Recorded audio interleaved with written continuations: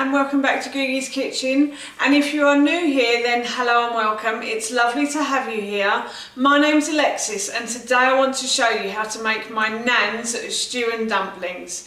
Now this recipe is very easy to do. My nan, God bless her, was not a very experimental cook. She was a good cook but she didn't experiment. She stuck to what she knew, and stew and dumplings was one of those dishes that she knew how to make, and thank God she did, because it was one of my favourite meals as a kid. I always remember going to my grandparents' house on weekends and during holidays, like school holidays and things, and I always remember having stew and dumplings with a white piece of bread to dunk in. Now sadly I won't be eating the dumplings part of this, my husband and son will, and I've made some spelt flour dumplings for this recipe. Normally you would use suet, and if you want to use suet dumplings then you're more than welcome to, but I thought I'd do something a bit different with this dish, and I thought I'd use spelt flour dumplings, and we're going to have this for lunch today, so I thought I'd show you how to make it. So here is how to make my nan's stew and dumplings. So I'll start with the ingredients for the stew because I'm going to do the stew first. So the first thing you're going to need, if I don't drop them everywhere, whoops, is 1 leek chopped, and then you're also going to need about 2 cloves of garlic chopped as well. Now I'm making this dish for just Ted, Howard and I, so I'm actually halving all the ingredients today, so everything here is about half of what you would need if you make it for 4. And this recipe is on my blog as well, so I will put the recipe in the description box below, and it's also in my cookbook Gifts from Grandpa as well, and I will link that in the description box below for you too. So yes, as I'm not having the dumplings, I'm actually going to add some potato to this recipe as well. And the original recipe didn't have potato in it, but if you wanted to add potato, you can do. So I've got probably about 3 potatoes here. It's like 2 big ones and 1 small one, so the small one is for Ted basically. And then you're also going to need 2 carrots, sliced and peeled and sliced, and then you're also going to need some chicken stock as well. So this is my homemade chicken stock, and this recipe is in my cookbook as well, and it's on my blog too. I normally make my chicken stock in a slow cooker. My nan always used to make it on the stove, but I like to make it in the slow cooker. I just find it the easiest way to do it, and it is delicious. Homemade stock is really yummy, and it makes this dinner just taste so much like my nan, so yes, I love that. And then I've also got 1 tin of tomatoes. I've got about 400 mils of chicken stock as well, and then 1 tin of tomatoes, and then I'm going to put a teaspoon of oregano in as well. And then I have my chicken. Now I have cooked chicken here, but you can use uncooked chicken, raw chicken, and I will show you in the video, if you're going to use raw chicken, where to put that in as well. So the first thing I'm going to do is I'm going to put a large pan on a high heat, and I'm going to add a bit of oil to that pan, just a teaspoon or 2. And then what I'm going to do is I'm going to brush the bottom of the pan with a plastic brush and spread the oil as evenly as I can around the base of the pan.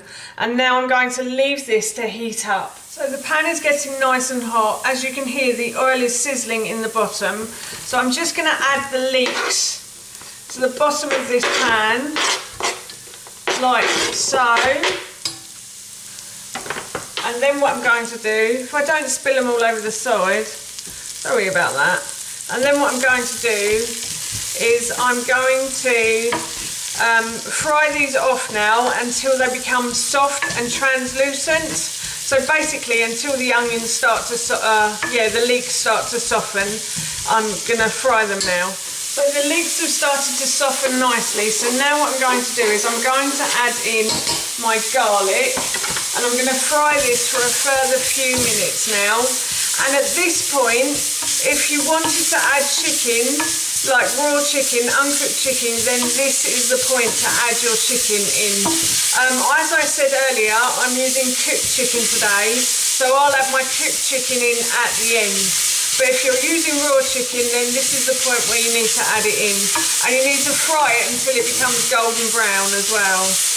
So this is looking really good now, and I can smell the garlic in it too. So I'm going to add in my carrots now, and I'm just going to fry these and get a bit of heat through them. So I'm only going to fry these for a few minutes, and then I'll continue by frying the carrots off with the leeks and everything else that's in your pan.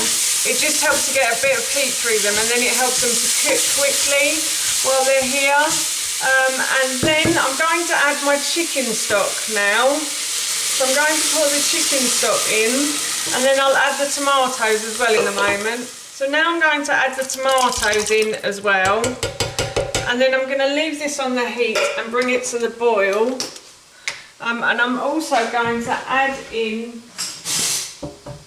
a teaspoon of oregano as well. Now, I don't think my nan would have added oregano in, but I like to add it just to add a bit of extra flavour to the dish. It does make it taste really nice, I think, when you add a few herbs and spices to it. And herbs and spices are also really great for the body and really great in winter time. So it is quite cold outside. So this is a great dish to have today, really. And then, once this comes to the boil, I'll put them in now. I'm going to add in the potatoes that I chopped and peeled earlier. And as I said, this isn't in the original recipe, but if you wanted to add potatoes, then you can. So I'm just going to let this come to the boil now.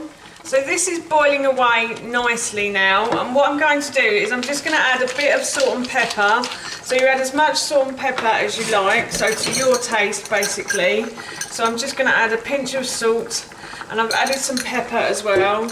I'm going to mix these round, and then what I'm going to do is I'm going to turn the heat down now, and I'm going to leave this to simmer on a low heat just to let the potatoes and all of the vegetables cook in the stew. So I'll probably leave this for about 10 to 15 minutes now, basically until the potatoes soften and they can fall off a fork, and I'll show you that in a moment. But I'm now off to to make my dumplings. So I'll show you that now.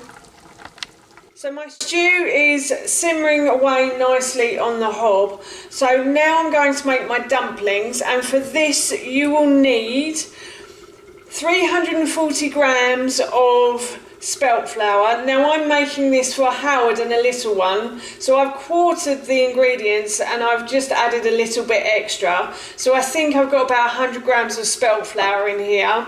And then you're also going to need a teaspoon of dried mixed herbs and a teaspoon of garlic powder. Now I didn't have any garlic powder, so as you can see I've actually used a garlic clove and I've crushed it. But if you do have garlic powder, then please use it. I can't get my words out today, can I?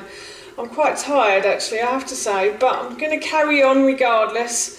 So yes, I'm going to add that in now, and then you'll also need 250 ml of natural yogurt. Now obviously again I'm using a quarter of the ingredients, but if you are making this before, then use 250 ml, and I'm going to add that in as well now.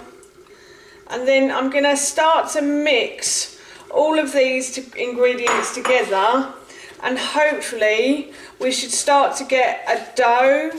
So the flour and the yogurt should start to form a dough in a little while. So as you can see, I now have a lovely dough ball that I'm just going to split into like 2 medium-sized balls or dumplings. So I'm just going to split this into 2 medium-sized dumplings, and then I'm going to do 2 smaller dumplings for Ted.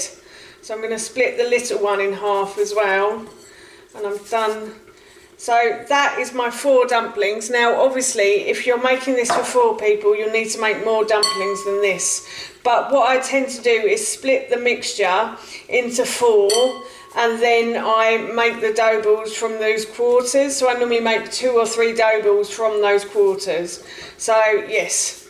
So I'm now going to check on the stew and then probably put the dumplings in as well. So as you can see, I have siphoned off some of the stew, so that's going to be mine for lunch. And now what I'm going to do is I'm actually going to put the dumplings into the stew. I'm just going to cover them in the stew as well, like so. And I'm going to leave these to cook now for a good 30 minutes, I'd say. I'm just going to leave them to simmer in here.